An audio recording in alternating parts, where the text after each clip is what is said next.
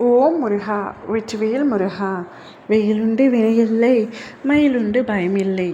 என் அன்பு தங்கமே, நீ உயிருக்கு உயிராக நேசித்த உன்னுடைய துணையின் வீட்டில் இப்பொழுது சண்டைகள் அதிகரித்து விட்டன. எப்பொழுதும் அந்த வீட்டில் சண்டைத்தானே இருக்கும். இது என்ன புதுசாக என்று கேட்கின்றாயா? எப்பொழுதும் சண்டை வரும். ஆனால் உன்னால் இப்பொழுது ஒரு பெரிய சண்டை முத்திவிட்டது. உன்னவர் உனக்கு சாதகமாக இப்பொழுது பேச ஆரம்பித்து விட்டார். இத்தனை நாட்களாக அவருடைய குடும்பத்தாரின் பேச்சுக்களை மட்டுமே கேட்டுக்கொண்டிருந்தார்.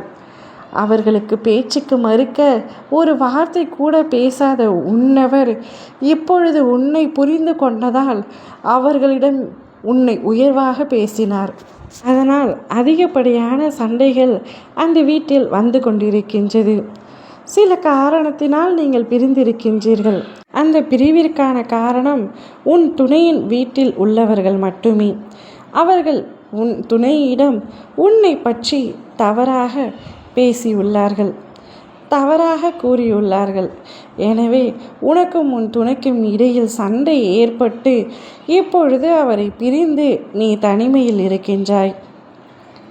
தனிமையில் உன்னுடைய வீட்டில் இருந்து கொண்டிருக்கின்றாய். இதனால் பல பேரின் பேச்சுக்களுக்கும் ஏச்சுக்களுக்கும் ஆளாகி கொண்டிருக்கின்றாய். உன்னுடைய நிலைமை எனக்கு புரியாமல் இல்லை. ஆனால் இந்த நிலைமை தொடர்ச்சியாக நடக்காது, நிச்சயமாக மாறும். அதற்கான அறிகுறியே உன் துணையின் வீட்டில் நடந்து கொண்டிருக்கும் சண்டை. இத்தனை நாட்களாக உன்னை புரிந்து கொள்ளாத, உன் அன்பை மதிக்க தெரியாத உன்னுடைய துணை உன்னுடைய பிரிவில்தான் நீ அவர் மீது வைத்திருந்த அன்பும், நீ அவருக்காக எதையெல்லாம் இழந்திருக்கின்றாய், எதையெல்லாம் செய்திருக்கின்றாய் என்ற புரிதலும் அவருக்குள் வந்திருக்கின்றது. அதனால் அவருடைய வீட்டார்கள் உன்னை பற்றி தவறாக அவரிடத்தில் கூறும் பொழுது உனக்கு சாதகமாகவும் அவர்களுக்கு எதிராகவும் அவர் பேசி அவருடைய வீட்டில் இன்று சண்டை முட்டிவிட்டது. கூடிய விரைவில் உன் துணையே உன்னை தேடி வந்து அவருடைய வீட்டிற்கு அழைத்து செல்வார். போதும், நாம் பிரிந்திருந்தது.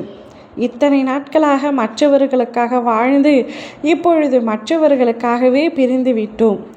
நான் தவறு செய்து விட்டேன், என்னை மன்னித்து விடு என்று உன்னை தேடி வந்து உன்னிடம் மன்னிப்பு கேட்டு அவருடைய வீட்டிற்கு உன்னை அழைத்து செல்ல போகின்றார். நீயும் அனைத்தையும் மறந்து நிச்சயமாக அவருடைய வீட்டிற்கு சென்று மீண்டும் பழையது போல வசிக்கப் போகின்றாய். இப்பொழுது அவருடைய வீட்டில் யார் என்ன சொன்னாலும் உன்னுடைய துணை நிச்சயமாக நம்ப மாட்டார். உன்னை பற்றி முழுமையாக புரிந்து கொண்ட பின் தான் உன்னை அவர் அழைத்து சென்றிருக்கின்றார்.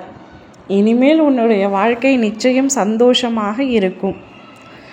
யார் கண்பட்டதோ இந்த பிரிவு ஏற்பட்டு விட்டது.